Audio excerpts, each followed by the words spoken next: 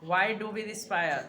Our body needs energy to perform various functions such as excretion, respiration, and reproduction.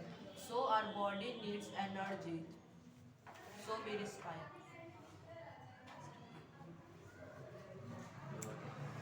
What happened during the process of exhalation? During the process of exhalation, the diaphragm and the rib Diaphragm नहीं. diaphragm and ribs are change their initial positions. Diaphragm moves upward, and the ribs move inward and downward. Where is larynx located?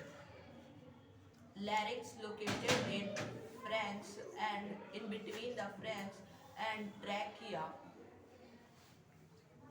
Write the parts of respiratory system in human beings.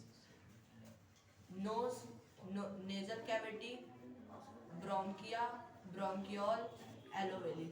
और बीच में एक छूट गया, trachea. Trachea.